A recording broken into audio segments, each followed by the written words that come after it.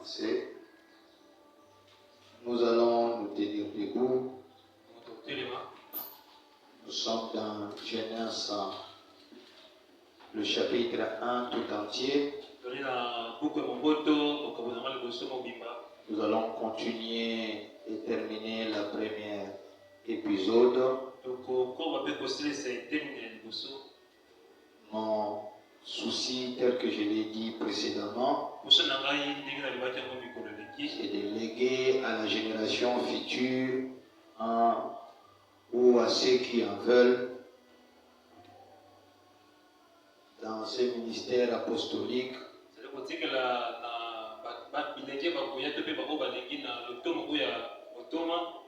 la compréhension que j'ai reçue de la Bible en lisant le message de l'heure. Certainement, c'est depuis 2018, si je ne m'abuse, 2017, j'ai mis à lire le message mot pour mot, lettre pour lettre, année après année. Et je compte sur le Seigneur de bénir avec des moyens, faire une Bible selon les explications de Branham. Peut-être ça sera les notes de bas de page,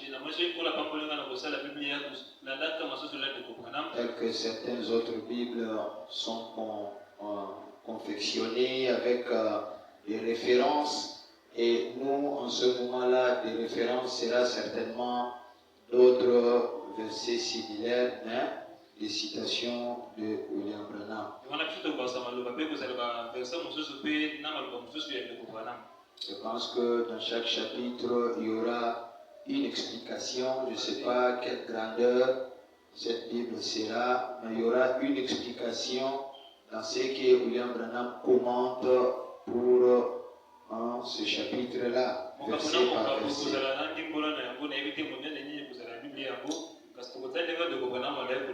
Voilà pourquoi je parle lentement pour que vous compreniez, mais aussi, je sais que peut-être j'aurai les difficultés d'être cohérent, mais si vous notez, vous pouvez toujours être à la page par rapport à ce que je vais dire.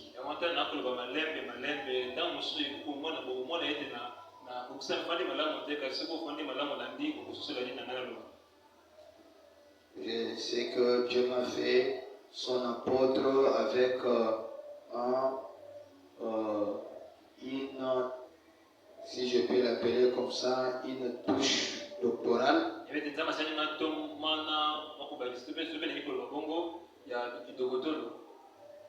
Ce n'est pas mon don d'être un docteur, parce que l'apôtre c'est un lion. Le docteur c'est l'homme, il réfléchit. L'église d'un docteur se développe facilement parce que lui se lance enseignement dans le cadre d'enseignement seulement. Mais un apôtre, même si il a une tendance parfois prophétique, parfois doctorale, mais dans le fond, il fait surtout positionner l'église côté discipline.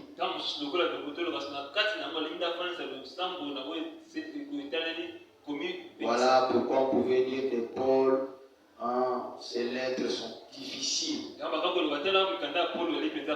Il est dur. C'est ça le travail d'un apôtre. Il aime l'ordre dans les écritures et dans les vies des gens. Dans Genèse 1, nous allons seulement lire Genèse 1, verset 1, mais les autres, nous allons les reprendre après. Au commencement, Dieu créa le ciel et la terre. La terre était informe et vide. Il y avait des ténèbres dans la surface de l'abîme. Et l'Esprit de Dieu se mouvait au-dessus des eaux. Le reste des Écritures, nous allons les lire et peut-être commenter plus tard. Amen. Vous pouvez vous asseoir. Soyez très attentifs et Dieu vous bénira. Dans la première partie, nous allons nous arrêter juste à la création de l'homme. Ou disons juste avant la création de l'homme. Et la création de l'homme, nous allons l'enchaîner, c'est-à-dire Genèse 1, 26. Ça va s'enchaîner avec Genèse 2 carrément. Genèse 1, 26. Amen. Amen. C'est comme ça que ça va, nous allons procéder.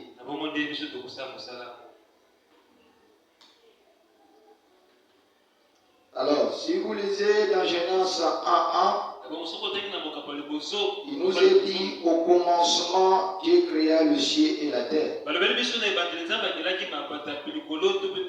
nous est dit que selon William Branham, ce n'est pas en ce moment-là que la création proprement dite, ou soit la façon dont Dieu a arrangé les choses sur la terre avait commencé.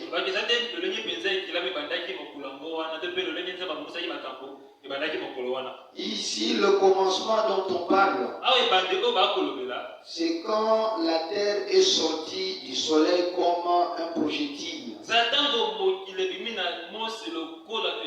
Et que le Saint-Esprit ou la colonne de feu l'a laissé tomber comme ça jusqu'à un point et l'a arrêté. Et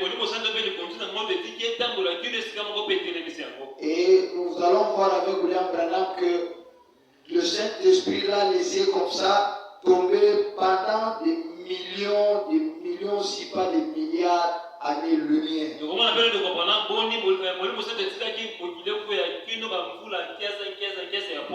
Avec le désordre, j'ai laissé tout ça. Je pense que je vais revenir pour l'expliquer après si Dieu le veut.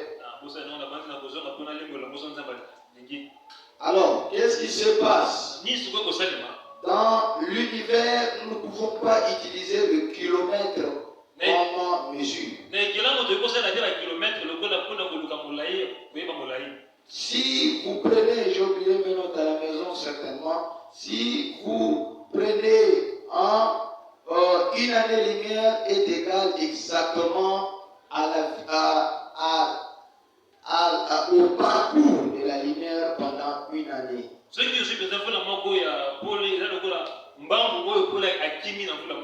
Or, la vitesse de la lumière, c'est 300 000 km par seconde. 300 000 km par seconde. Ce qui fait que si vous multipliez cela par 365 ans, vous allez trouver à peu près 5,4 milliards ou quelque chose comme ça, je me souviens plus très bien.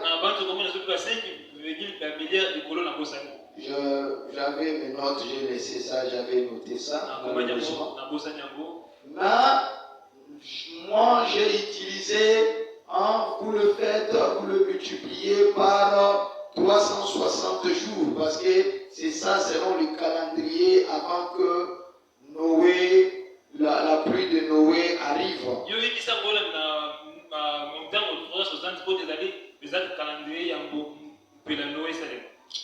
Le monde était droit. Aujourd'hui, le monde, l'axe est penché. Le monde était droit, ce qui fait que son axe de sa translation tout autour du soleil était circulaire. Ce qui fait qu'aujourd'hui, c'est un peu elliptique. C'est comme un cercle étiré. Ce qui fait que nous avons différentes saisons. Et il y a parfois le moment où la Terre est plus loin que le Soleil. Et dans les endroits dans son parcours autour du soleil ou c'est tout près du soleil. Amen. Amen. Alors, qu'est-ce qui s'est fait quand Dieu crée? Nous allons le voir comment ça s'est passé. La terre était informe et vide. Combien de temps ça a mis pour rester comme ça, informe et vide? Personne ne peut le savoir. Parce que c'était une boule de feu d'abord qui est sortie une partie du soleil. Et cela a commencé à courir ou à tomber dans l'univers. L'univers, nous ne savons pas qu'est-ce qu'il y a le haut, qu'est-ce qu'il y a le bas, qu'est-ce qu'il y a le nord et le sud. On ne peut pas le savoir. Donc, dans l'univers, tout ça tombe. Mais si ça ne peut pas tomber aujourd'hui, c'est parce que Dieu les a placés dans ce que nous appelons les orbites. Il n'explique pas la science, mais on va y arriver. Et pendant combien de temps, on ne sait pas. Il y avait des ténèbres à la surface de l'abîme. Et l'Esprit de Dieu se mouvait au-dessus de l'eau. Donc, quand Dieu l'a laissé tomber, Branham explique, après un moment donné, cela est devenu d'abord, c'était une boule de feu. Et puis en avançant, ça devient une pierre. Et puis en avançant encore, plus loin, c'est devenu une boule de glace. Pour cela, il est dit c'était informe et vide. Et en s'éloignant dans le système solaire, comme la planète Saturne, qui est dans le système solaire, le 8e sa planète, si je ne m'abuse. Cette planète-là, tellement que c'est éloigné du soleil, là où ça se trouve, c'est 30 fois la distance que notre planète Terre est par rapport au soleil. Ce qui fait que, au fur et à mesure que vous avancez loin du soleil, votre rotation, je vais vous expliquer une chose. Le planète, la façon dont c'est dans les orbites là-bas, dans l'univers, ou disons dans les systèmes solaires, vous savez qu'est-ce qui se passe? C'est comme si, je ne sais pas comment je peux expliquer ça. Vous pouvez prendre un truc comme ça, attaché à un fil, une pierre, vous faites comme ça. Vous comprenez?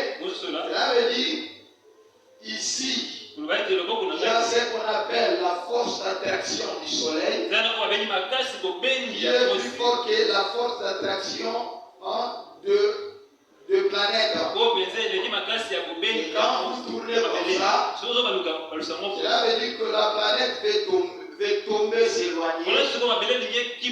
Il y a la force qui l'attire vers le soleil comme un aimant.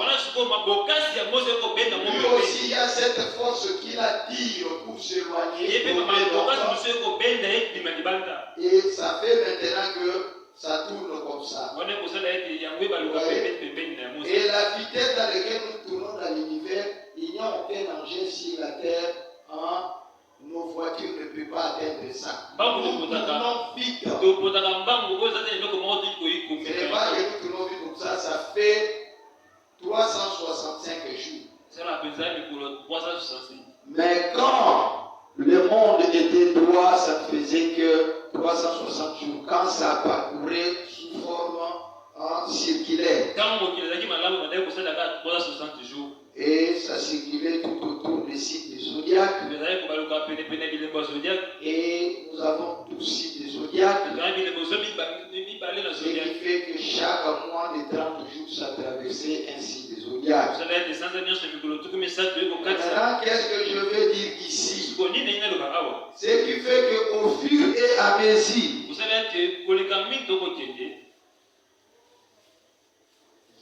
cette planète, supposons que c'est la Terre. La distance où ça se trouve du Soleil, ça fait que le Soleil fait une grande attraction sur ça. Ce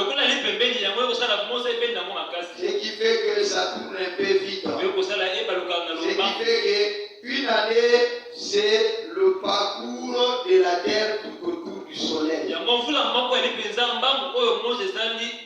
Ça fait 365 millions. Maintenant, s'il y a une autre planète qui est après la Terre, la force d'attraction aussi du Soleil baisse un peu. Ce qui fait que ça fait le tour du Soleil complet, plus du temps que le fait la Terre.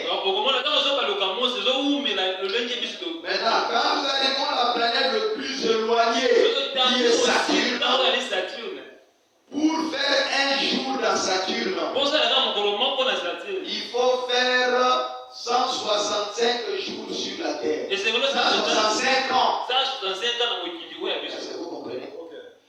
C'est ici que dans Saturne, pour que tu vois le soleil s'élever et que le soleil se baisse, la nuit tombe, il faut 165 ans. Est-ce que quelqu'un comprend? Amen. Vous avez compris? Amen. Et vous avez dit, je vous montre, et vous allez voir, tout ça, frère Branham n'était pas scientifique, mais il a expliqué ça.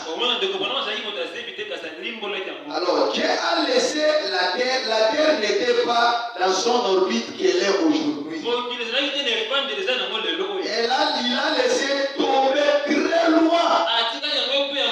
Et si vous regardez par exemple Saturne, vous allez voir que c'est un amas de glace.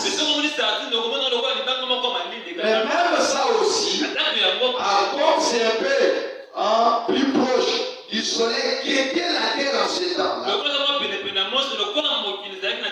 après cette grande couche de glace, il y a de l'eau. Vous comprenez? Maintenant, quand Dieu a laissé la Terre, je vais l'expliquer, je vais arriver. Quand Dieu a dit que la lumière soit, c'était le soleil qui est venu en existence. Amen. Et à partir du soleil, tout ce que vous trouvez dans l'univers vient de là selon William Branham. C'est la raison pour laquelle quand William Branham a commencé à expliquer que les étoiles brillent de la lumière du soleil, un homme qui suit la science a voulu discuter avec Frère Branham pour lui dire que non, il y a des étoiles plus grandes que le soleil. Non, tout ce qui est visible, tous ces astres lumineux viennent du soleil. Amen. Que ce soit la terre, que ce soit l'homme, sa vraie origine primitive, c'est le soleil.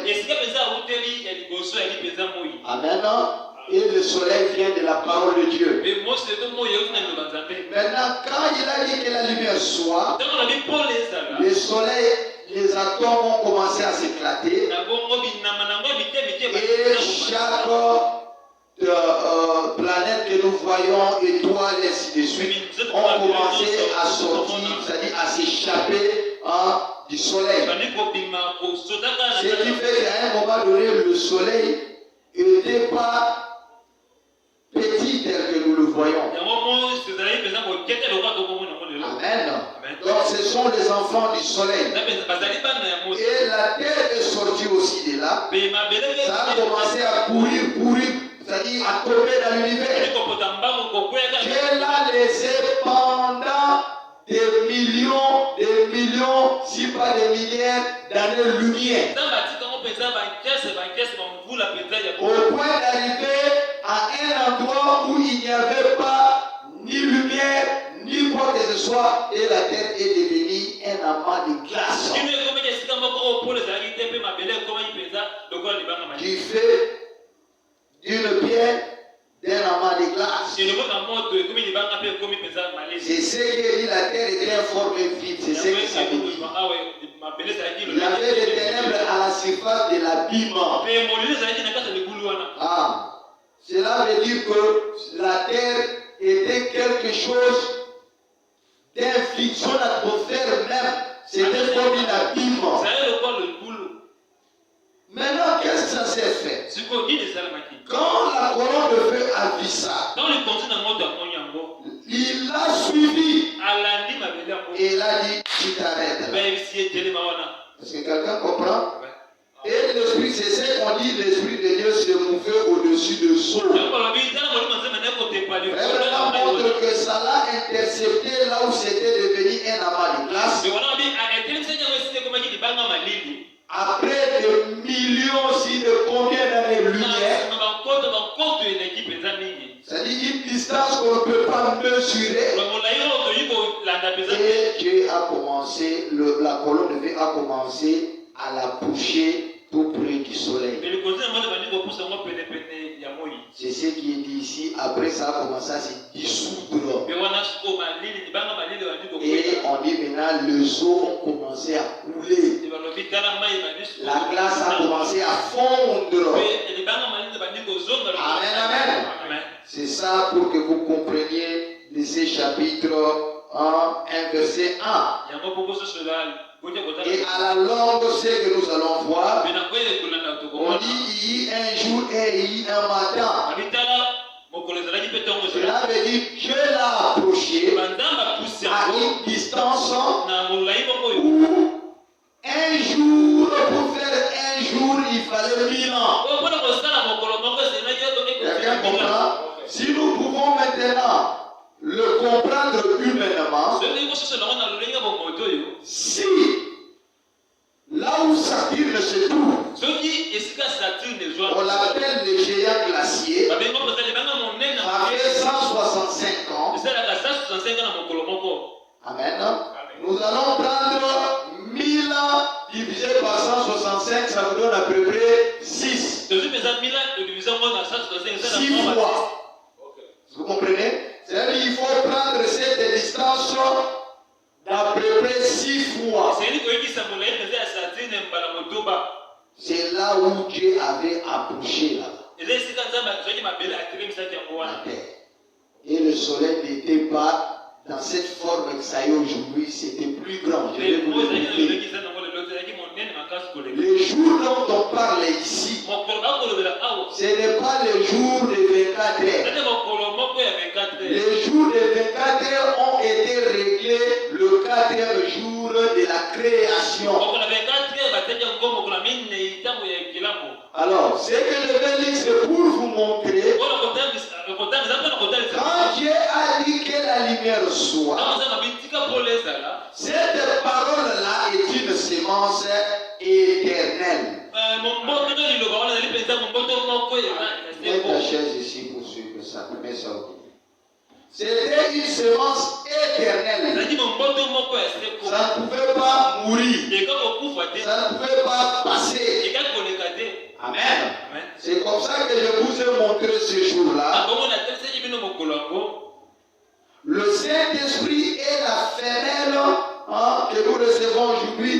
Et la femelle a une partie femelle et a une partie mâle.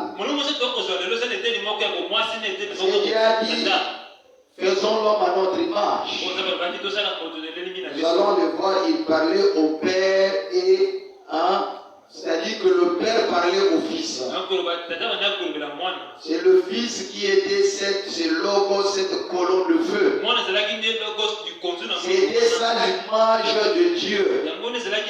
L'homme que Dieu a créé au commencement, il était comme cette lumière. Il était une théophanie. Cette lumière peut prendre une forme humaine.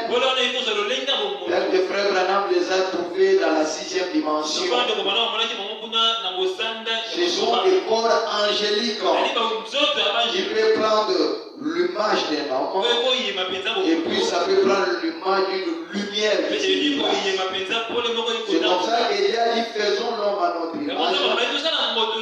Et cette image de Dieu a fait que l'homme soit mâle et féminin dans une unité. C'est comme ça que Dieu est. Et là nous avons dit avec vous, Jésus dit qu'il prendra de ce qui est à moi et il vous le donnera et il vous montrera les choses à venir parce qu'il ne parlera pas de lui-même. Amen. Quand Jésus est mort, amen, son corps est monté dans le ciel. Son corps, c'est la partie mâle de la colonne de feu. Amen. Et la partie femelle qui est lui-même au féminin est descendue à la Pentecôte pour former l'épouse. Or, la femme, c'est lui qui prend les choses du mari pour parler aux enfants. Qu'est-ce que je vais expliquer dans tout ça? Dieu n'avait pas dit pour la première fois que la lumière soit au moment où la terre était informe et vide. Ce n'est pas. Dieu l'a prononcé avant le commencement. Quand il a dit la lumière est venue à l'existence, c'était le soleil. Nous allons les lire. Amen. Et du soleil, toutes ces choses se sont passées après. Et puis après, Dieu, quand il voit la partie qui est sortie de lui, la colonne de feu, amen, quand il a vu que la terre s'était éloignée du soleil et qu'il voulait que la terre puisse prendre le rayon lumineux, il l'a rapproché. Que la lumière soit, cela veut dire qu'il l'a rapproché. Cette même parole, il a répété cette même parole qui a déjà été lue.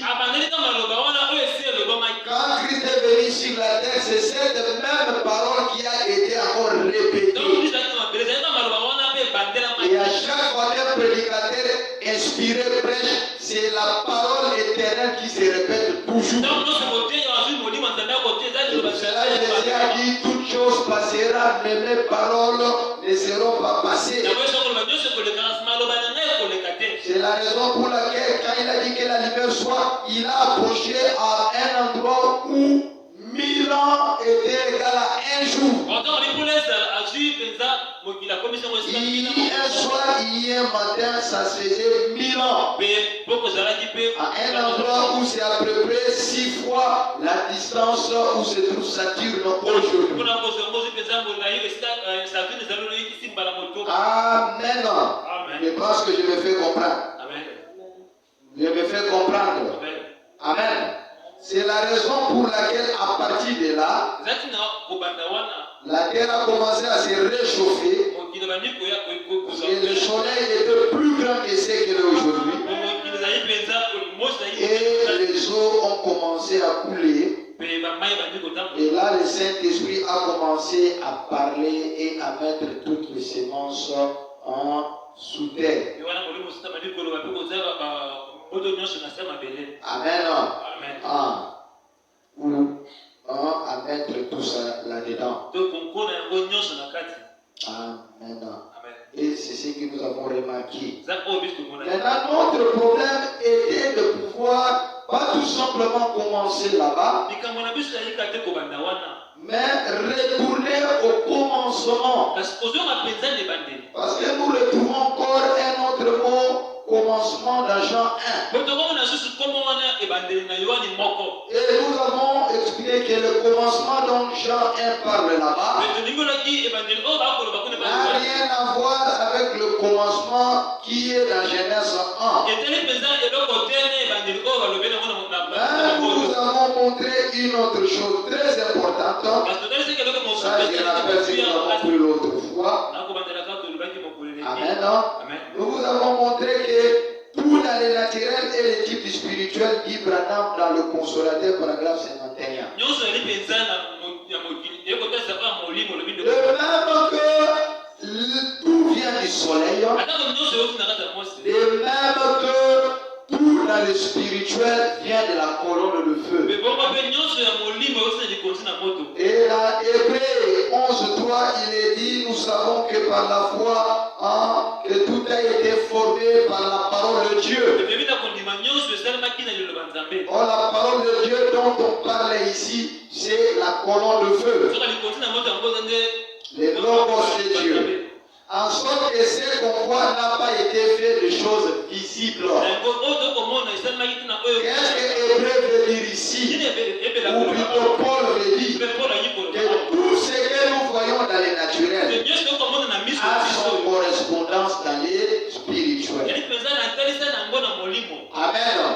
Ce qui fait que la première lumière qui a jailli de rien du tout, amen, c'était la colonne de feu.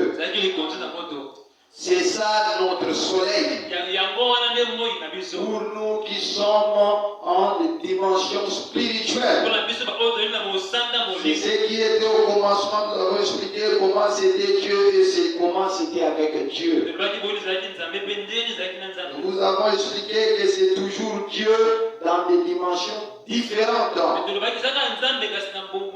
Ce n'est pas toi de regarder notre première prédication, nous allons comprendre ça, nous n'allons pas retourner là-bas. Amen. Amen. Donc la colonne de feu est la source de toutes choses spirituelles. C'est comme ça que nous avons vu, il est dit là-bas, je suis la sagesse. Le commencement de toute la création de Dieu. Amen, amen. Le commencement de toute la création de Dieu. Quand il n'y avait encore rien, lui, il est la sagesse. Il est l'âme de Jésus. Amen. Quand on dit je suis dans Jésus, j'ai expliqué toutes ces choses. Il ne s'agit pas de trois Jésus. Quand on dit Pasteur William, la Pasteur William, il ne s'agit pas de trois Pasteur William. Mais il s'agit du même Pasteur William projeté dans des dimensions différentes. Et pour cela, je vous ai dit dans Dieu dévoilé, quand on dit qu'il s'est déversé ou il s'est kénossé, ou Dieu s'est déversé dans la colonne de feu, parce qu'il était le grand esprit éternel, qui n'avait ni commencement ni fin. Amen. Et puis, il n'était que seul. Nous ne pouvons même pas expliquer ça. Il était là avec ses pensées. Comme nous l'avons lu dans les 7 ans de l'église, allez répéter nos vidéos. Il était là avec ses pensées et ses pensées faisaient partie de lui. Et Branham a dit, nous explique que ses pensées ne sont pas comme des simples plans qu'un homme fait dans son imagination. Les pensées de Dieu, dit Branham, c'est réel. Dieu n'a pas d'hier, d'aujourd'hui, ni de demain. Il est éternellement avec son éternité. Ce qui fait que la façon dont nous sommes assis ici, nous étions si réels dans la pensée de Dieu tel que nous le sommes. Seulement parce que nous, sous cette forme-ci, nous ne comprenons pas encore cette dimension. Il fallait maintenant que ça devienne matériel dans la matérialisation selon nous. Mais devant Dieu, dans la dimension de Dieu, c'était si matériel. Est-ce que vous comprenez? Donc, si nous disons que le pensée de Dieu sont comme de plans que l'homme fait, cela veut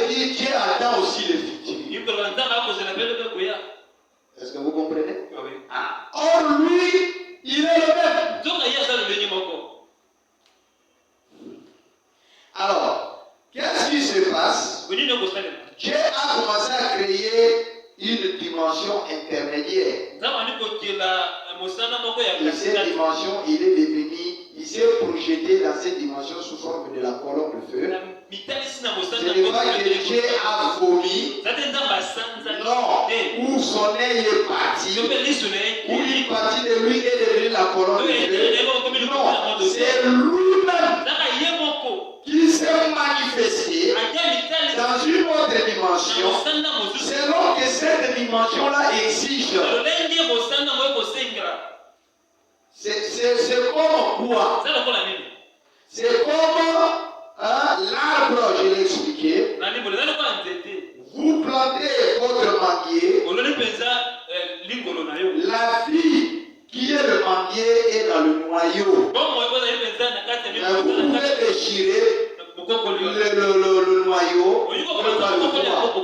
C'est qu'on peut déchirer l'homme, on ne verra jamais son dessous. Parce qu'on ne le voit pas dans ces dimensions.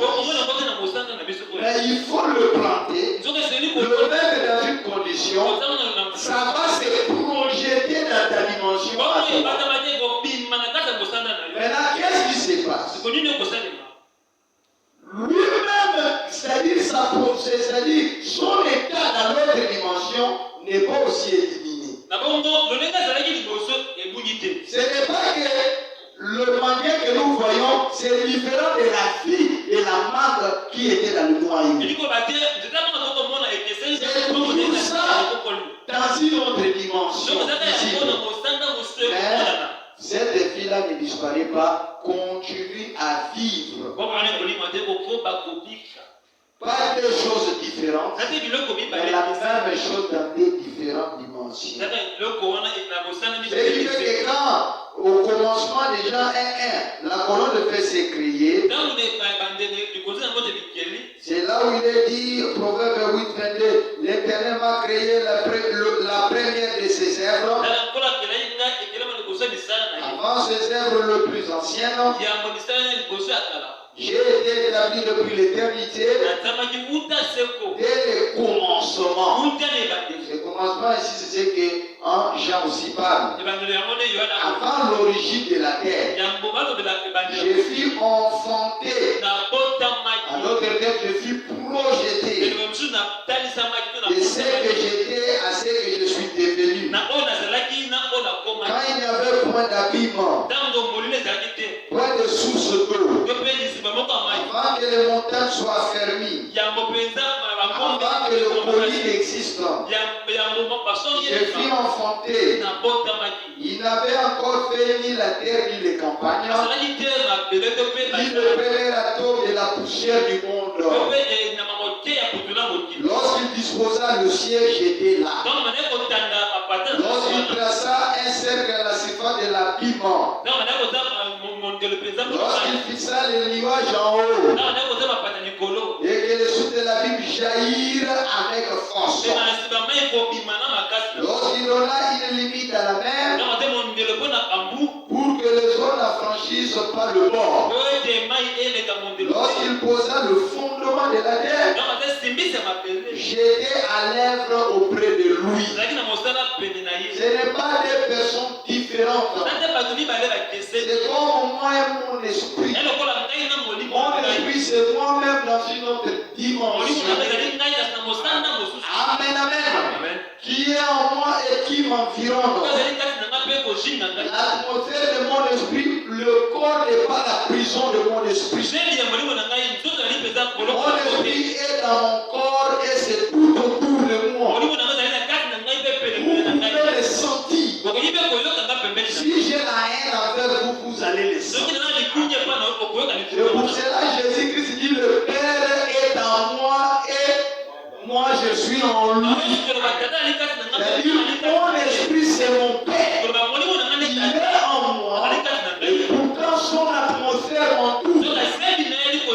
C'est ce que David disait, Dieu est en moi, devant moi, à côté de moi. Dieu est partout. Vous commencez à comprendre maintenant les choses. Donc Genèse casse beaucoup de choses. Donc quand il dit j'étais à l'œuvre auprès de lui,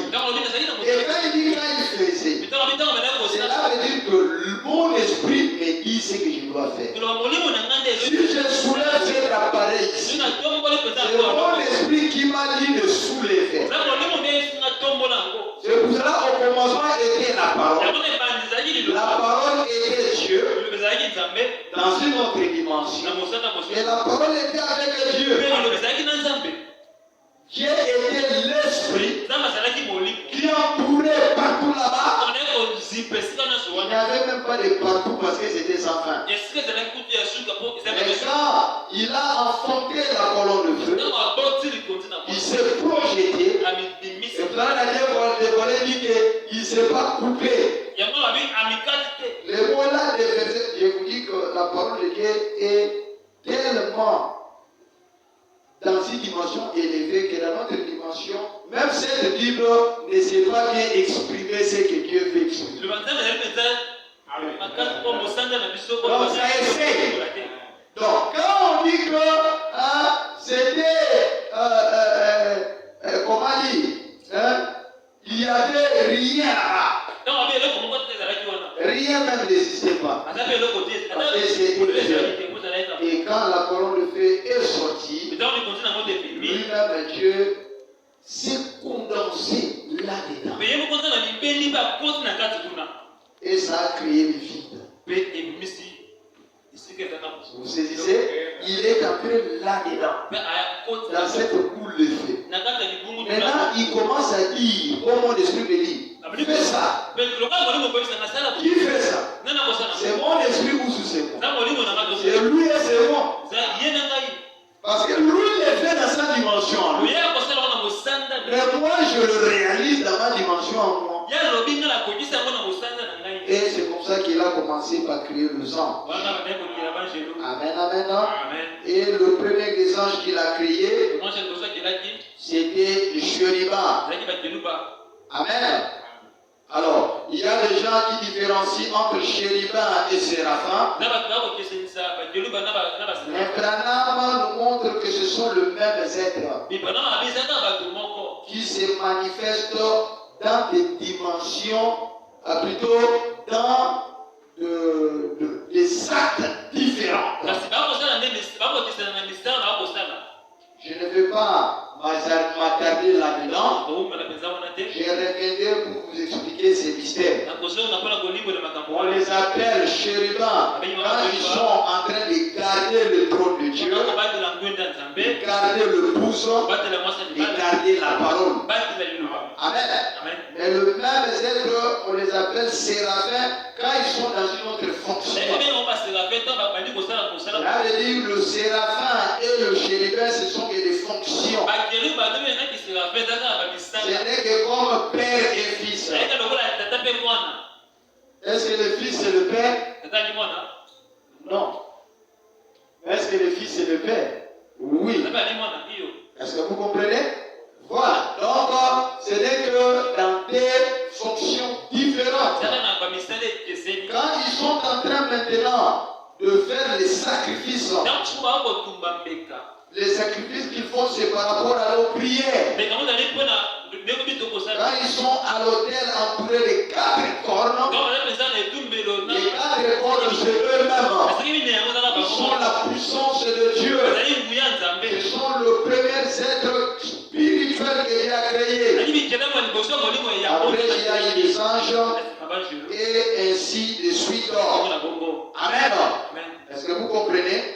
C'est après avoir créé les anges, c'est au même moment qu'il créait les anges, qu'il nous a créés, vous et moi. Nos positifs n'ont pas été créés le 6e jour.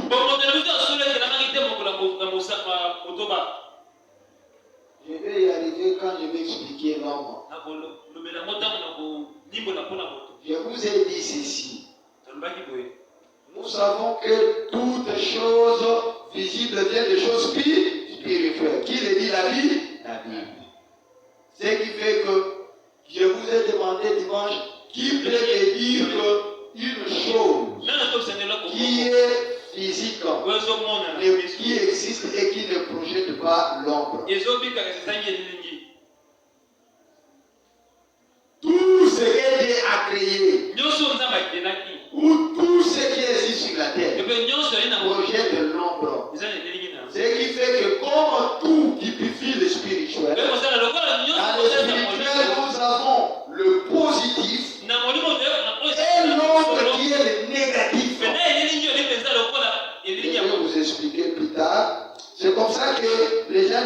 même pas la divinité. Amen, amen. Jésus-Christ sur la terre, quand Dieu l'a projeté sur la terre, quand la colonne de feu couvrait Marie, ça n'a pas simplement projeté le corps, ça a projeté et l'esprit et l'âme en négatif. Cela veut dire que Dieu a projeté l'ombre. Jésus-Christ était l'empreinte de Dieu sur la terre.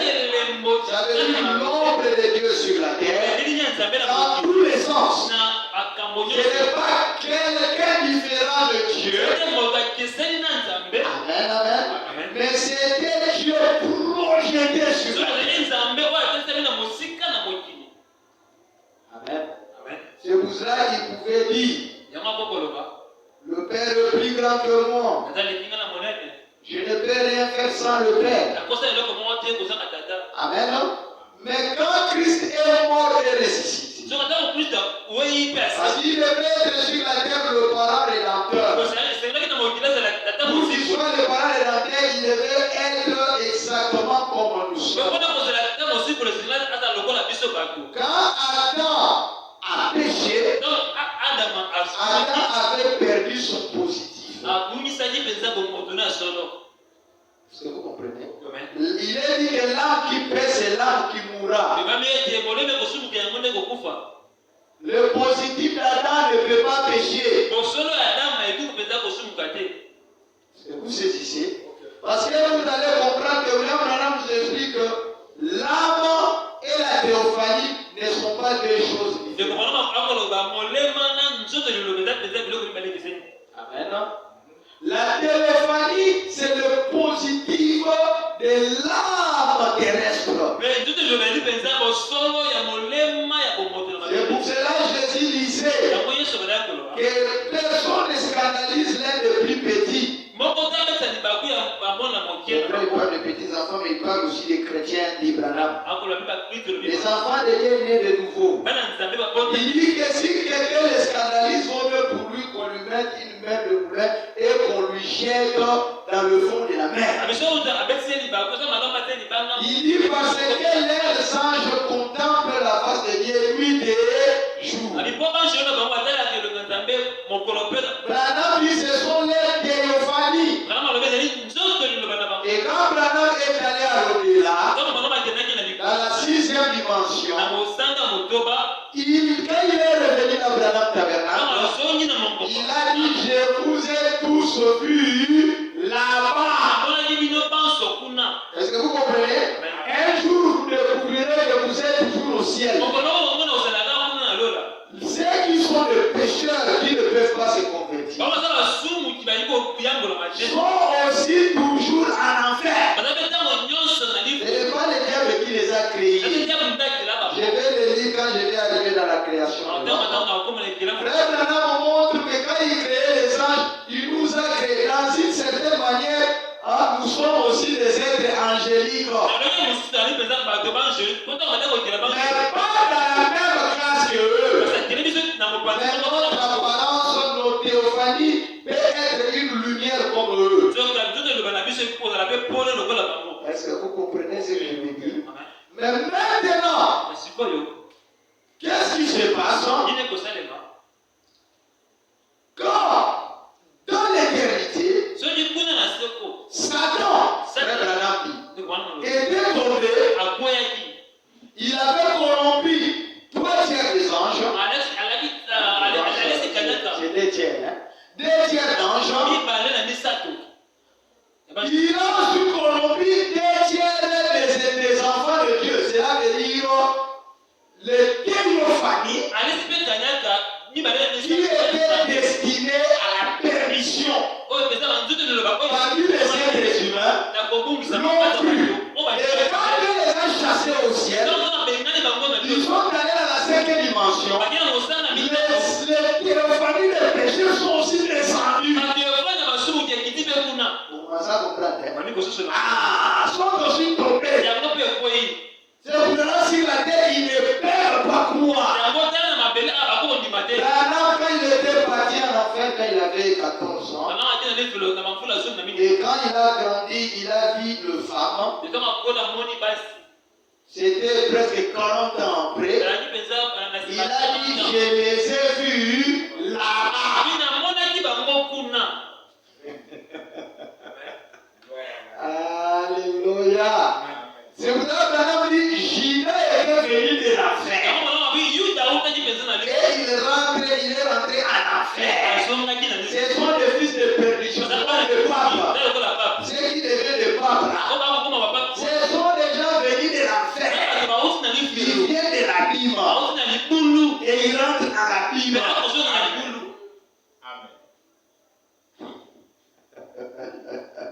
Vous saisissez? C'est la raison pour laquelle, quand Dieu a créé Adam maintenant sur la terre, il a créé à son image. Ce n'est pas la première fois qu'il crée Adam à son image. Mais seulement ce qu'il a créé maintenant, ce moment-là, c'était le négatif. Et c'est qu'Adam était. Avant même que le monde soit créé. Et quand Adam a péché, c'est son négatif qui a péché. Et son positif l'a quitté. Est-ce que vous commencez à comprendre? Ah, sa théophanie l'a quitté. C'est ça le livre de vie. Maintenant, c'est nous quand nous naissons dans le péché maintenant, nous contournons notre théophanie qui est au ciel. Or, Adam, quand il était créé, son positif et son négatif étaient ensemble. Parce que c'était un monde parfait. La mort venue séparation. La mort l'a séparé de lui-même. Amen. Maintenant, quand nous naissons sur la terre, contournons cette théophanie. Le jour où nous disons Seigneur, je crois en toi. Notre théophanie. Amen. Ce projet de faire nous. Le Saint-Esprit d'abord descend vers nous. Ramenons une lumière blanche qui est une projection de notre théophanie. C'est pour cela qu'on dit à ceux qui ont cru, il est là donné le pouvoir. Cela veut dire la vertu. Est-ce que quelqu'un comprend? La vertu, c'est une puissance de devenir enfant de Dieu. Ils ne sont pas nés de la terre, ils sont nés du ciel. Cela veut dire notre théophanie. Le Saint-Esprit vient en nous pour nous couver, pénétrer dans notre âme et ramener une portion, une projection de notre théophanie. Ça ne peut pas encore venir complètement parce qu'il y a des choses qui l'empêchent. La première des choses, amen, c'est la mort. Quand il sort, l'apôtre dit il y a une tente qui nous a. C'est notre théophanie. Vous saisissez?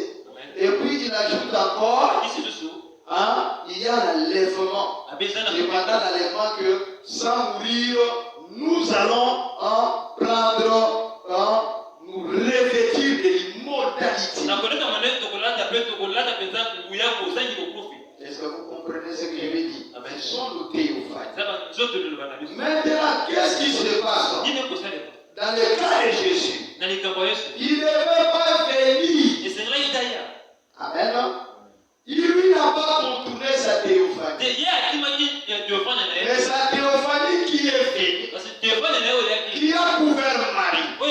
Sa théophanie, c'est la colonne de feu. Ça a couvert Marie et ça a produit le salut de sang. Pas seulement le salut de sang, ça a créé aussi l'esprit et l'âme. En négatif. L'école de Jésus qui était sur la terre, c'était le négatif Est-ce que quelqu'un comprend? Il pouvait se fatiguer, il pouvait se sentir affamé. Maintenant, quand il meurt et le ressuscite, Marie veut le toucher, il ne le touche pas. Frère Branham dit qu'il était en train de faire la transition. Il a dit, je suis pas encore allé vers mon Père. Amen. Je vais vers mon Père et je reviens vers vous. Après 24 heures, il est monté vers le Père. Or, monter ou descendre, c'est changer de forme. Et quand il a fait un moment, il était toujours là. Il s'est revêtu d'une autre dimension. C'est-à-dire, le négatif est entré dans son corps parfait. Le négatif de son âme est fondu dans sa théophanie. Et le négatif de son esprit s'est fondu dans son positif qui est le grand esprit. Et en ce moment-là, le négatif et le positif étaient ensemble. La différence, nous, c'est notre esprit humain déchu, notre négatif qui couvre notre maman au moment où notre maman conçoit avant que nous sortions. C'est ce qui produit ce corps de péché. Amen, amen. Est-ce que quelqu'un comprend? Maintenant, quand Jésus est mort et ressuscité, il n'y avait plus d'autre Dieu quelque part. C'est lui le Père, c'est lui le Fils, c'est lui le Saint-Esprit. Il est dit, je suis sorti du Père, je suis devenu c'est-à-dire un négatif. Maintenant, je rentre vers le Père. Amen. C'est ce que nous avions expliqué. Et c'est maintenant, après avoir terminé les choses spirituelles, même nous étions là, il nous a créés. Quand il était en train de créer par-ci par-là, nous étions là, nous réjouis. C'est que Job a dit. Oh, quand il faisait ça, et il faisait ça, Amen. Et quand Satan a voulu tromper les enfants de Dieu, toi, Justin, tu n'as pas voulu le croire. Est-ce que vous comprenez? Mais l'autre là voulu le croire. Voilà pourquoi il est perdu. Nous allons passer longtemps pour notre temps pour rien. Essayons un peu d'avancer, de terminer, sinon nous allons dormir ici. Amen. C'est ça la réalité des choses. Toutes ces choses, je l'ai expliqué, je le passe. Dans Colossiens 1:17, on dit là-bas, il est l'image du Dieu invisible. En d'autres termes, il est l'ombre du Dieu invisible. Le premier-né de toute la création, que ce soit spirituel, que ce soit physique. La colonne de feu là, c'est son âme théophanique, car en lui ont été créées toutes les choses qui sont dans le ciel et sur la terre. Il y a des gens qui disent, oh, ce n'était pas Jésus, c'est cela. Les visibles et les invisibles, trône, dignité, domination, autorité, tout a été créé par lui et pour lui. Colossiens 1:17, il est avant toutes choses. C'est ce que Salomon dit, et toutes choses subsistent en lui. Il est la tête du corps de l'église. Il est le commencement, le premier-né d'entre le mort. Afin d'être en tout le premier. Amen. Il est le premier qui est né d'entre le mort. Est-ce que vous avez compris ça? Non. Cela veut dire que c'est lui le premier du commencement de la création que Adam a fait échouer Adam. On n'a pas fait échouer ça, je manque même les mots à dire. C'est-à-dire qu'il avait interrompu le plan de Dieu quand il est tombé. Les enfants devaient venir par la parole par Dieu. Et leur corps, et leur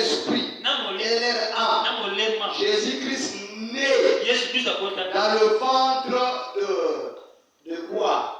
De Marie. Il est le premier. Vous comprenez? Après qu'Adam ait échoué, Adam était le premier, mais pas d'entre le mort. Mais lui, il est le premier d'entre le mort. C'est qu'ils sont morts spirituellement et physiquement.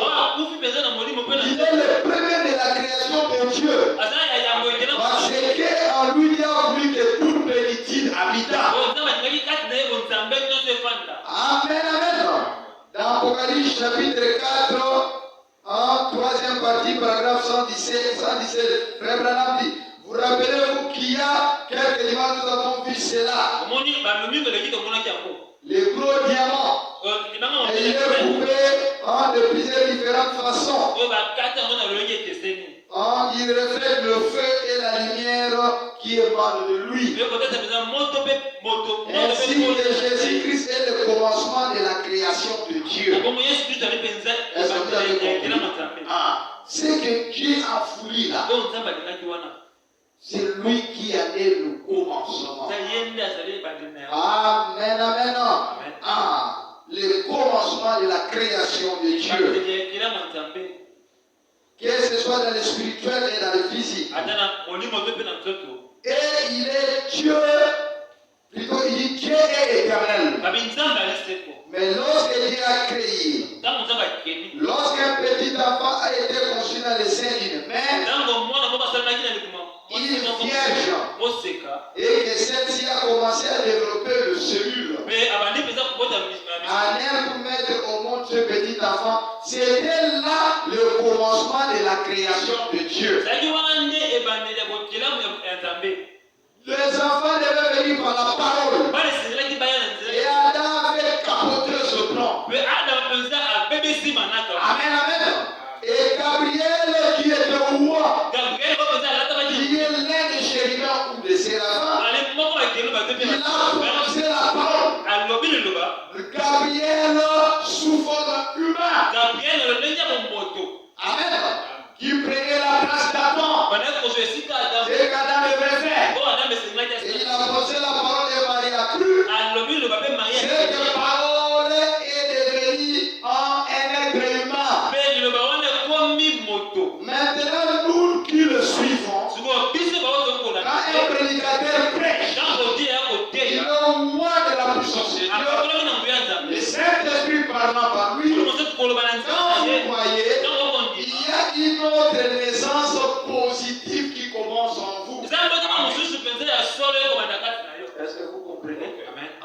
Cette naissance a pour droit d'affaler cette négativité. Amen, amen. L'ombre sera engloutie. C'est le rachat. Pas une autre chose, mais le positif de la même chose. Là, les gens disent, oh non, ça sera le nouveau corps de la résurrection. Oh, ça sera un corps différent. C'est différent et c'est le même corps. C'est différent pas parce que c'est un autre corps. C'est nouveau. C'est nouveau dans le sens que c'est la même chose. Révisité à nouveau, refondu et refait dans sa perfection.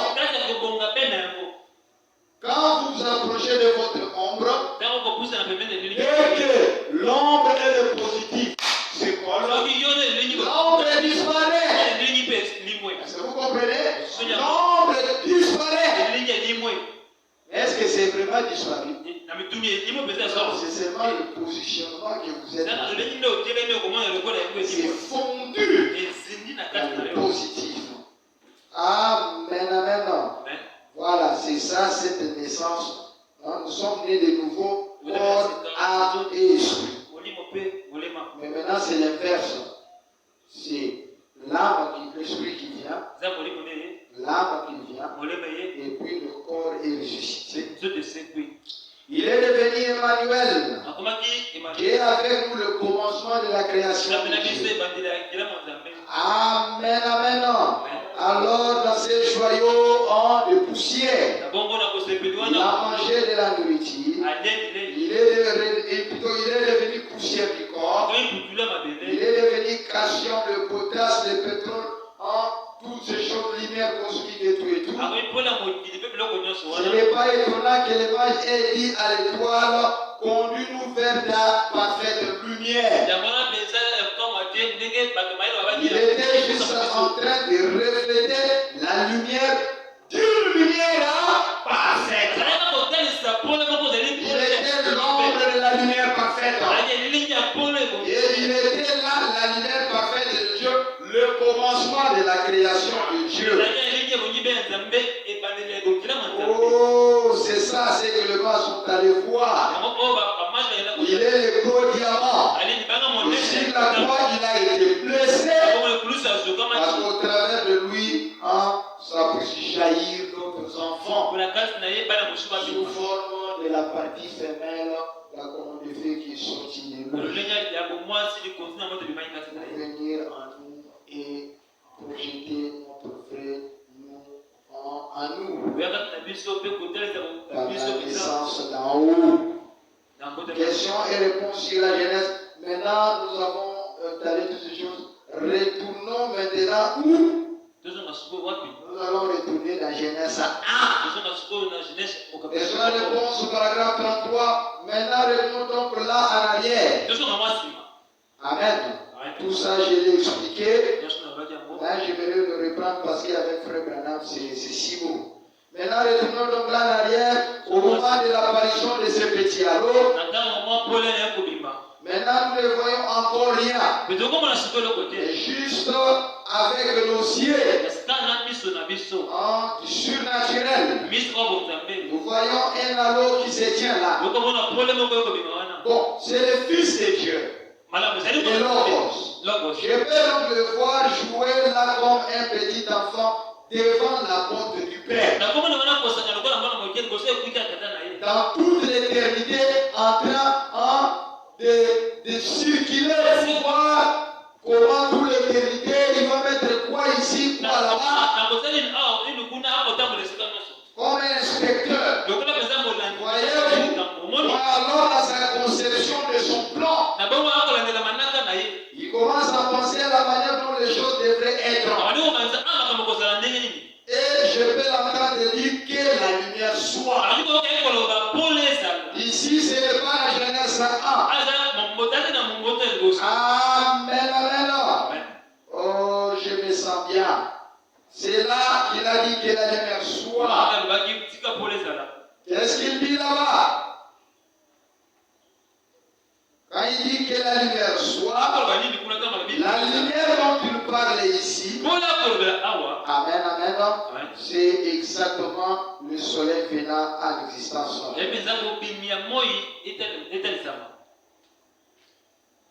Qu'est-ce que Frère Branham dit encore? Nous allons le voir de Jéhovah Jireh, paragraphe 5. Dieu a prononcé cette parole avant même la fondation du monde. La parole que nous avons, et les seuls moyens par lesquels cela a été écrit dans les livres, c'est parce qu'il a révélé sa parole, son plan à ses prophètes. Chaque parole qui est dans la Bible est prononcée avant la fondation du monde et considérée dans les livres. Amen, amen. Si vous lisez encore, par exemple, dans l'enseignement paragraphe 13, non, je ne vais pas passer du temps avec ça. Allons-y. Dans l'adoption spirituelle, paragraphe 51. Car la parole de Dieu n'est pas comme la parole de l'homme. La parole de l'homme a une certaine signification. Ou plutôt son expression, l'heure où elle a été dite, a une certaine signification. La parole de l'homme dépend de l'ère dans laquelle elle est dite. Et la parole de Dieu a une signification éternelle. Quand il a dit que la lumière soit, amen, amen, c'est que le soleil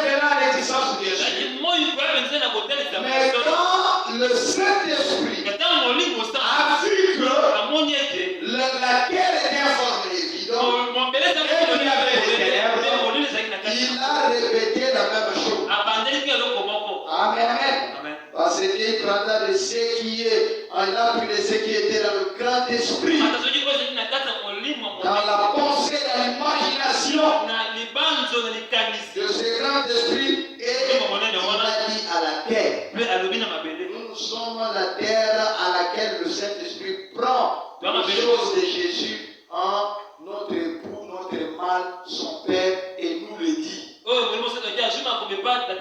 Jésus est devenu le père du Saint-Esprit parce qu'il a engendré le Saint-Esprit à la cour. Chaque génération veut prendre la même parole parce qu'elle est une déclaration toujours fraîche, éternelle, inspirée de la part de Dieu. Dans le paragraphe 7 ans. Oh Dieu, quel est glorieux Saint-Esprit qui est présent maintenant. Confirme la parole du Seigneur Jésus. Il dit là où les trois sont ensemble, en mon nom, je suis au milieu d'eux. Je demande quelque chose concernant un besoin quelconque, il est recevra. C'est la parole éternelle. Seigneur qui a été prononcé avant même la fondation du monde. Cette parole-là dont Jésus, qui était la projection de Dieu d'ici, c'était la parole qu'il a pris en Dieu son Père. Parce qu'il dit le Fils ne fait rien sans d'abord voir ce que fait le Père. Le Père lui révélait par les visions et il le répétait par la parole. Amen, amen. Cette parole que Dieu a dit. Par exemple, par ce maître ici, vous avez été guéri. La parole de Dieu a été immolée avant la fondation du monde. Et cette parole est une parole éternelle. C'est pour cela Jésus-Christ, la manifestation de cette mort est arrivée 4000 ans après la création. Les gens aux temps anciens pouvaient en jouir de cette écriture-là. Amen. Même le troisième pur et éternel. Jésus a dit, soleil arrête-toi. J'appelle que les mouches apparaissent. Rien de nouveau sur la terre. C'est le même Dieu ramenant le même chose. Ils sont éternels. Écoutez. Et cette parole a été prononcée avant même la fondation du monde. Et elle nous a été donnée par le prophète et par le Fils de Dieu. Dans la manière du vrai prophète, paragraphe 54. Dieu proclama sa parole et sa parole de Dieu est une sémence. Dieu a sémé ces sémences. Chacun de vous qui peut comprendre cela et mettre ces sémences dans une bonne atmosphère, cela produira. Et pour cela qu'au commencement de la terre a commencé à mettre une semence sous l'eau. Il a enfoui là-bas sur la terre. Dans la terre. Sur l'eau là-bas. Amen, amen. Et quand il disait seulement que les arbres apparaissent, le processus a commencé. Ça pourrait durer là-bas pendant 1000 ans. Ce n'était pas le même jour. Dieu avait prononcé. Il avait seulement commandé aux sémences qui étaient là. Et c'est pour lui. Amen. C'est la même chose avec vous. Frère Branham nous montre que Dieu vous a racheté la terre par sa parole et vous place dans le dos de votre progéniture, dans la 4e génération avant vous. C'est-à-dire d'une manière décroissante. Amen. C'est-à-dire que votre arrière-arrière-grand-père, c'est en ce moment-là que Dieu vous a arraché de la terre. Vous n'avez pas le temps de tout lire, sinon on ne va pas terminer. Et il vous a placé, il a placé là-bas. Il est dans la Bible, là où Dieu dit que Lévi a payé Ibrahim quand il était dans le règne d'Abraham. Abraham 1, Isaac 2, Jacob 3, après Lévi. Vous comprenez? Donc c'est ce qui se passe. Amen, amen. Oh, c'est merveilleux. C'est que votre papa donne à votre maman n'est rien d'autre que la sémence qui a été plantée là-bas sous la terre. Ou la sémence qui est devenue une partie de la terre. Sous une autre forme. C'est toujours la même chose, se projetant dans plusieurs dimensions. Ce n'est pas des personnes différentes. Dans la manière de faire prophète paragraphe 55, nous pouvons la voir s'accomplir aujourd'hui. Après des milliers d'années, nous pouvons voir maintenant venir au monde. C'est la même parole qui se répète aujourd'hui. Le Saint-Esprit qui souffle à votre paix. Je veux maintenant que William vienne sur la terre. Papa ne comprend pas, mais il saisit dans une dimension où il ne peut pas expliquer. Et aujourd'hui, après des milliers d'années, elle doit s'accomplir parce que c'est la parole du Seigneur et elle ne peut périr. Amen. Question et réponse sur la Genèse, nous retournons.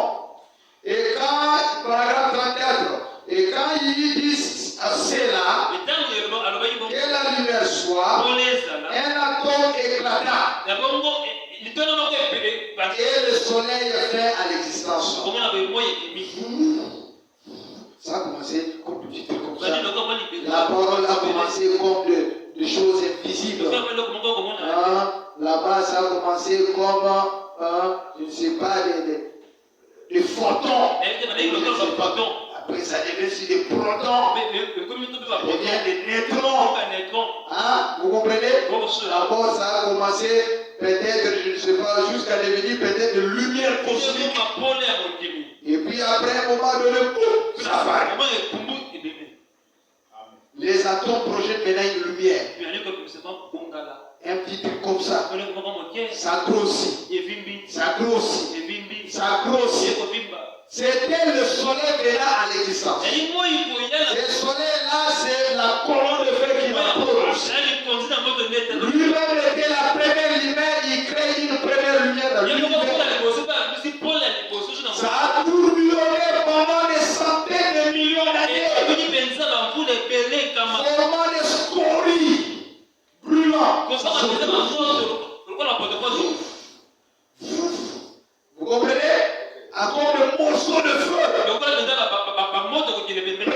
la forme qu'il a aujourd'hui.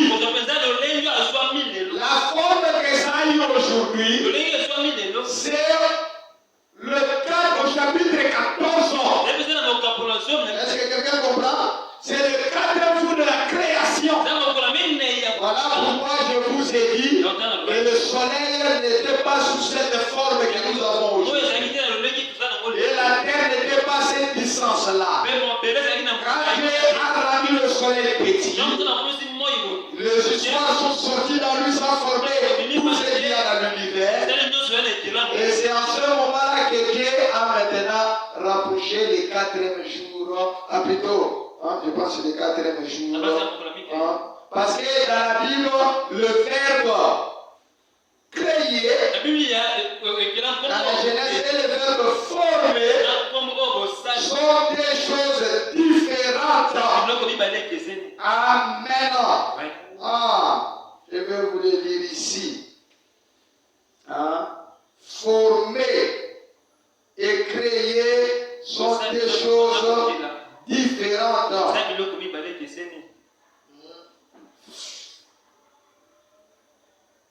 Voilà.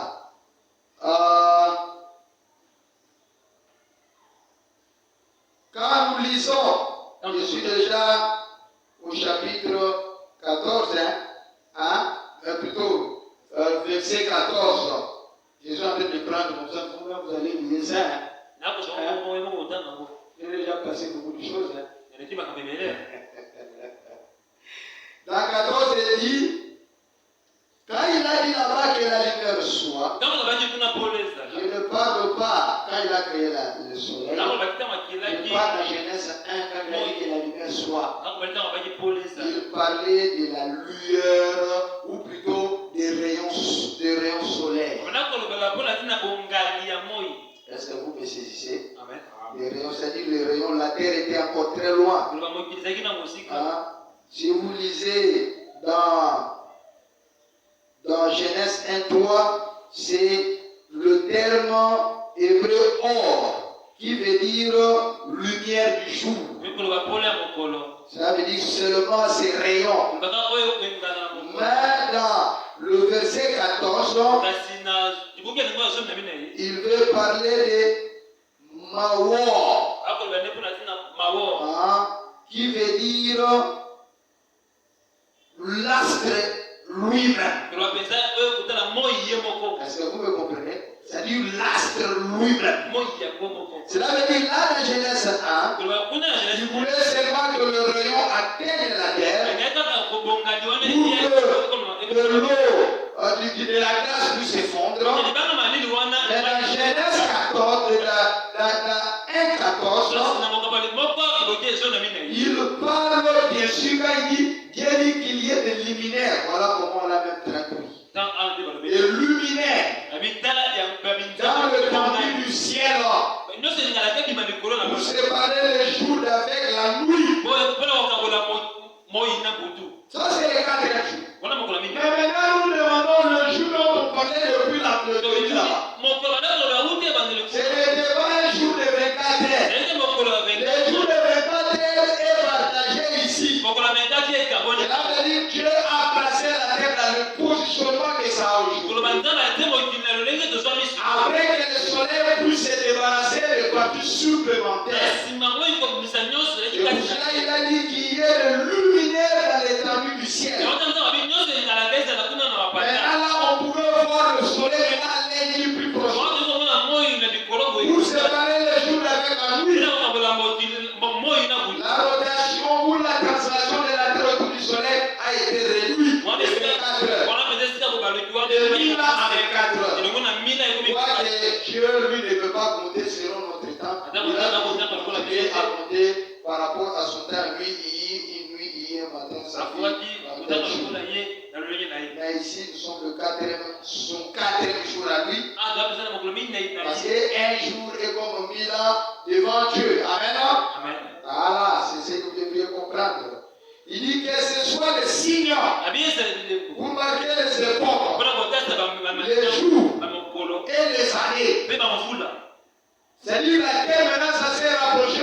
On peut voir diverses les étoiles, la lune. Dieu a commencé maintenant à mettre chacune des choses à sa position.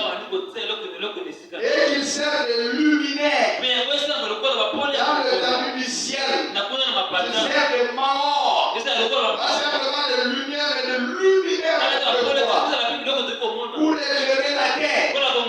Vous comprenez maintenant? Là-bas, la lumière soit. Là-bas, que c'est au or soit. Ici, c'est Mawor. Vous comprenez? Alors, vous devriez comprendre maintenant. Ce n'est pas le jour-là que Dieu avait créé le soleil. Dans Genèse 1, ni dans le verset 14, c'est seulement les différents positionnements du soleil. Alors que la colonne de feu était en train de placer les limites de chaque astre. Il dit, et qu'il sert de luminaire dans l'étendue du ciel pour éclairer la terre. Nous allons voir l'étendue du ciel sur quoi? Et cela fut ainsi. Dieu fit. C'est le terme en hébreu Asa. C'est le terme hébreu Asa qui veut dire façonner. Nous sommes au verset 16. On dit pas Dieu créa, on dit Dieu fit. C'est le mot Asa. Créer, ça veut dire que ça vient d'une le mot asa veut dire façonner. Cela veut dire que ces astres, ces étoiles, cette lune, ces soleils étaient toujours là. Mais Dieu l'a réfaçonné. Vous comprenez? Et le même terme veut dire pas simplement façonner, mais disposer. Dieu l'a disposé, l'a repositionné. Ça veut dire aussi préparer. Dieu a eu le temps de le préparer. Amen, amen. Ah, c'est-à-dire fabriquer, c'est-à-dire retoucher avec le mal, c'est pas créer. Ça veut dire aussi acquérir une propriété. Donc le soleil est là. La façon dont il était dans le verset 1 et dans le verset 14, ce n'est pas la même chose. Donc Dieu fit le deux grands luminaires, le plus grand luminaire pour présider au jour et le plus petit luminaire pour présider la nuit. Il fit aussi les étoiles. Ce n'est pas qu'il a créé les étoiles, il fit aussi les étoiles. Il les façonna. Amen, amen. Il l'arrangeait, il répara. Il le prépara pour présider au jour et ainsi de suite. Pour séparer la lumière avec le ténèbre. Est-ce qu'il a séparé la lumière avec le ténèbre deux fois? Non. Là-bas, un jour faisait 1000 ans. Maintenant, le jour va faire 24 heures. Ah, Dieu fit cela et c'était bon. Ici, hier soir et hier un matin, ce fut le quatrième jour. Le quatrième jour dont on parle ici, c'est selon Dieu. Les 1000 ans de Dieu. Amen. Vous commencez à être fatigué, c'est compliqué, mais c'est bon. C'est compliqué, mais c'est bon, n'est-ce pas? Vous allez seulement le suivre, n'est-ce pas? Je suis par là, je dois révéler la Bible. Amen, amen. Ou prendre les choses de Branham et vous le montrer. Amen, amen. C'est ça, c'est qui c'était réellement. Nous allons parler la séance originelle, paragraphe 52. Frère Branham dit ceci. Ok, où est-ce que je suis encore? Je dois continuer plus loin. Là, j'ai déjà dépassé, bien sûr. Je suis en train de chuter et de terminer. Amen, amen. J'essaie de voir là où j'étais. Voilà. Où est-ce que je suis maintenant?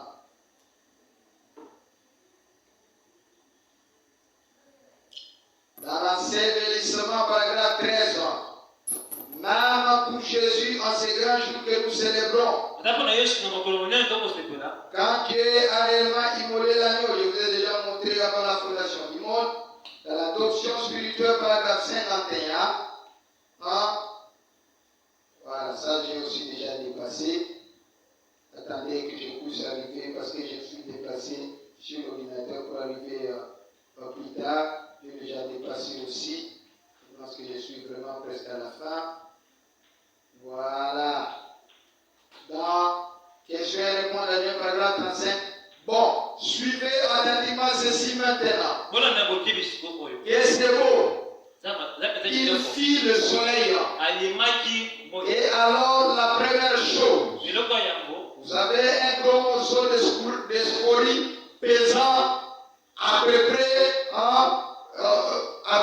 gros comme cette terre. Ça m'est détaché faisant soleil. Alors les logos des fils de Dieu l'observent. Il les laisse tomber pendant une centaine de millions d'années. Des centaines de millions d'années. Puis il arrête. C'est comme dans un match de football. Et nous étions là dans le feu. C'était simplement l'éternité. Mais il regarde. Il a suivi, il dit, il arrête là. Il va trop loin là-bas. Puis un autre morceau s'est détaché. Il est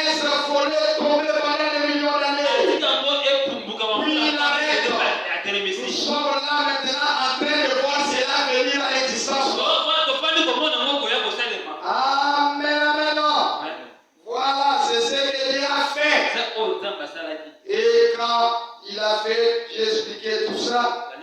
La terre était informée vide et ainsi de suite. Dieu sépara la lumière.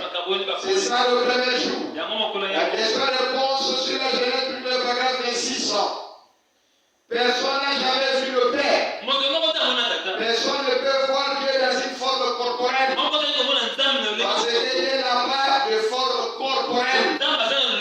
Dieu est un esprit. Voyez-vous très bien. Personne n'a jamais vu le Père. Mais le Fils unique du Père est celui qui l'a fait connaître. Il est la projection du Père. Remarquez, il n'y a rien juste de l'espace. Il n'y a pas de lumière, il n'y a pas de ténèbres, il semble qu'il n'y a rien. Donc rien n'existe pas. Mais là-dedans, disons comme ça, il y a un grand être surnaturel. Je vois Dieu qui ouvrait tout l'espace. L'espace même n'avait pas. À tout temps, il était l'éternité à l'éternité. Il était le commencement de la création. C'est Dieu. On ne peut rien voir, on ne peut rien entendre. On ne peut rien voir, même pas les vivants. Pas le voir dans la tombe, dans l'air, rien dans l'air, rien, même pas l'air. Cependant, Dieu était là. C'était Dieu. Maintenant, remarquez ensuite, personne n'a jamais vu le Père. C'est le Père, c'est Dieu, le Père. Après un moment, je commence à voir une petite lumière sacrée qui prend forme comme un petit anneau ou quelque chose comme cela. On peut la voir seulement avec le jeu spirituel. Personne n'a jamais vu Dieu. Et maintenant, la chose suivante que nous commençons à voir avec le Dieu du regard surnaturel, nous voyons une petite lumière blanche qui se forme là-bas. Qu'est-ce que c'est là? C'est ce que les lecteurs de la Bible appellent le logos. Ou l'onction. Comme j'allais le dire, cette partie de Dieu commençant à se manifester dans quelque chose. Une partie ne veut pas dire que Dieu a vomi une partie, mais c'est seulement une projection. Ainsi, les êtres humains pourraient avoir une idée de ce que c'était. C'était une petite lumière mouvante. C'était la parole de Dieu. Vous continuez de voir la vidéo, ça continue. Voilà. Dieu donnant lui-même naissance à ses fils qui étaient avant qu'il y ait même la tombe. Lui de l'air pour faire la tombe. Voyez, Jésus dit, glorifie-moi, Père, de la gloire que nous avions avant la fondation du monde. Pour vous dire que Jésus qui était sur la terre n'était que la projection de ce Dieu-là. Dans Saint Jean, il dit au commencement était la parole. Et la parole était Dieu, la parole qui fait des chair. La même chose est l'habité parmi nous. Pas un autre Dieu, mais Dieu se dévoilant.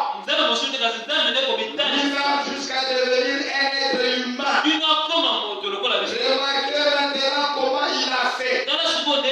Alors revenons un moment assez à l'eau. Maintenant nous ne pouvons encore rien voir. Et simplement avec les yeux surnaturels, nous voyons un anneau qui se tient là. C'est le Fils de Dieu de Logos. Je peux le voir jouant là comme un petit enfant devant la porte du Père avec toute l'éternité. Alors dans la conception de son plat, il commence à penser les choses serrées. Et le Père entend dire que la lumière soit. Quand il est dit, un atome éclot et le soleil vient à l'existence. Brillant pendant des millions d'années, ça nous avons déjà lu. Amen, amen. Il dit si la bombe atomique venait à être larguée, ça créerait des chaînes atomiques. C'est comme ça que le soleil a tournoyé pendant des millions de cycles de secondes. milliards. Devant Dieu, c'est rien du tout parce qu'il est éternel. Et multipliant les atomes les atomes de l'ium. Amen, amen. Et cette terre sortant de lui. Et cette terre, si s'explosait, ça serait exactement comme le soleil. Amen, amen. Et cela s'est détaché. La terre a commencé à tourner, à tourner, à tourner, à tourner. Amen, amen. Et qu'est-ce que nous voulons voir? Et à un moment donné, c'est devenu une grosse boule de gaz. Et le Saint-Esprit, la colonne de fer a commencé à pousser. Et quand elle commence à fondre, le Saint-Esprit commence à le rapprocher du soleil. Alors les grands glaciers commencent à se fondre à travers le pays nordique. Abraham commence à montrer à partir de où ça avait commencé à se fondre. Le pays nordique et à descendre. Lorsque cela s'est produit, cela forma le Kansas et le Texas et tous les autres endroits là-bas. Et cela continua par le golfe du Mexique. La première chose que vous connaissez, c'est que tout était couvert d'eau. Alors nous sommes en Genèse 1. Nous revenons à la Bible. Et Genèse 1, chapitre 1, verset 1 à 5. Voilà maintenant notre image, la terre était informée et vide. Et les eaux couvraient la surface de l'abîme. Et c'est vrai, et l'Esprit de Dieu se mouvait au-dessus des eaux. Alors il sépara le seau d'avec le seau. Amen, amen. Vous allez lire avec moi. Alors que je suis en train de terminer. Amen. Lisez avec moi ici. Je vais expliquer quelque chose. Il sépara le seau d'avec le seau. Le deuxième jour là-bas, qu'est-ce que Dieu dit? Dieu dit qu'il y ait une étendue entre le seau. Et il sépare le seau d'avec le seau. Le dictionnaire de la Bible dit l'étendue, c'est le mot en hébreu rakia. Cela veut dire au temps de Moïse, il croyait que là où les nuages sont, c'est un mot hébreu rakia qui veut dire la surface étendue, une surface solide. Il pensait que c'était solide. C'est lui fait que c'était une solidité transparente que les nuages se collaient là-bas. C'est le mot rakia. C'est ce que Moïse dit si Dieu créa l'étendue. Amen, amen. On dit que c'est considéré par les Hébreux comme solide et retenant les eaux de dessus. Amen, amen. Et ces eaux-là elles sous forme de nuages et les eaux étaient collées là-bas. C'est étendu que il est en train de dire. En anglais, on appelle ça le firmament. Il sépara les eaux qui sont au-dessous de l'étendue avec les eaux qui sont au-dessus de l'étendue. Il parle de nuages qui se forment là-bas et il parle des eaux qui sont sur la terre. Et il y a un soir, hier matin, et c'est le second jour. Et qu'est-ce que Dieu dit? Il dit que les eaux qui sont au-dessus du ciel se rassemblent en un seul lieu. Les eaux qui sont au-dessous, ça s'est rassemblé à un seul lieu. Et les secs apparaissent. Amen. Nous n'étions pas des continents comme nous le sommes maintenant. La terre était un bloc. Et nous allons voir si la Genèse disons qu'il y a eu un séisme qui a séparé les plaques tectoniques un peu différentes. Il a formé au préalable 7 continents. Amen, amen. Nous allons arriver quand nous allons parler de la pyramide. Donc la terre était à un seul endroit. Le monde entier, le monde terrestre habité était un bloc.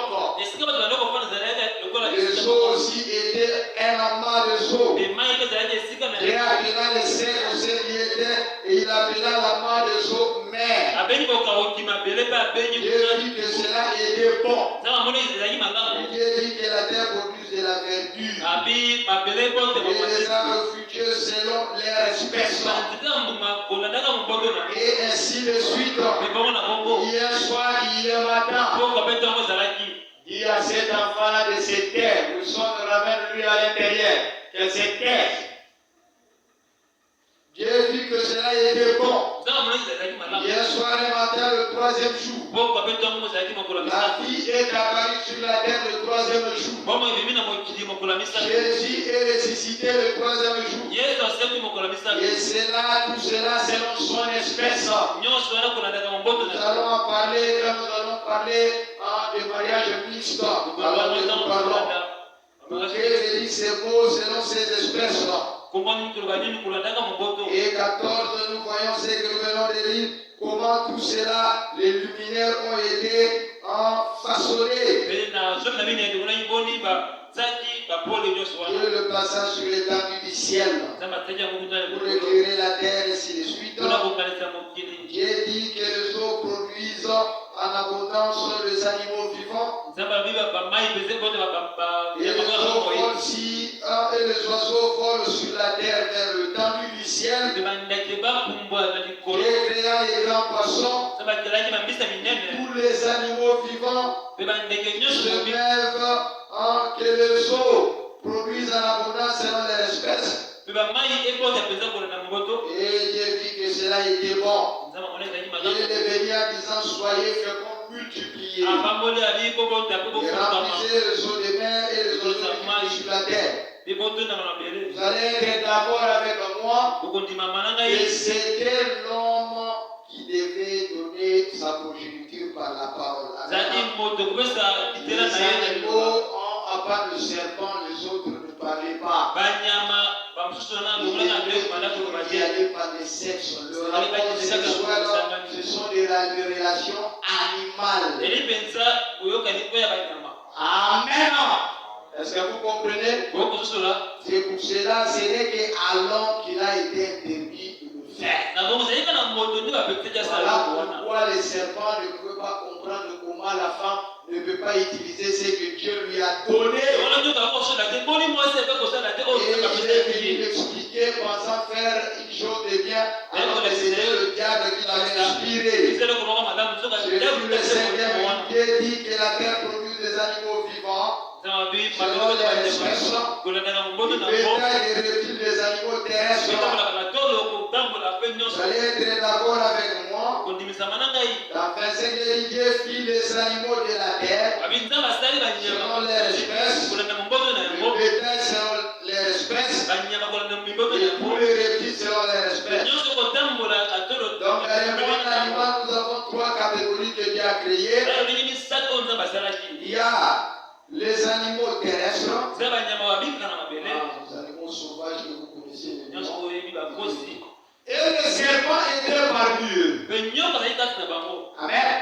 Parce qu'on dit les serpents étaient le plus rusé de tous les animaux, pas de tous les reptiles. Et cette catégorie, c'est le bétail sur la Genèse verset 21-25. Le bétail selon son espèce. Vous voyez les boucs, les chèvres, les agneaux, ainsi de suite. Et 3e catégorie, et tous les reptiles de la terre selon leur espèce. Nous allons l'étudier quand nous allons y arriver. Amen, amen. Donc il y a 3 catégories à ne pas confondre. Le serpent n'était pas un reptile, il était un animal. Un animal du champ, un animal de la terre. Il n'était même pas parmi le bétail. Et puis Dieu dit, faisons l'homme à notre image. Nous allons continuer les dimanches à partir de là.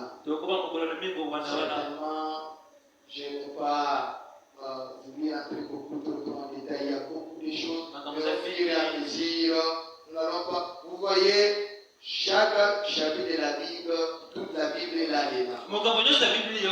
Chaque verset de la Bible, Jésus-Christ est là dedans. Je vais commencer à parler, je vais sillonner Genèse 1 dans toute la Bible. Je ne vais pas tout prendre aujourd'hui. Que le Seigneur vous bénisse. William veut allumer, tu vas nous animer. Pour garder la vidéo, ça ne soit pas très très long. Ceux qui me suivaient jusqu'à la fin, jusqu'à ce que nous avons terminé la Bible, je ne sais pas quand, mais que Dieu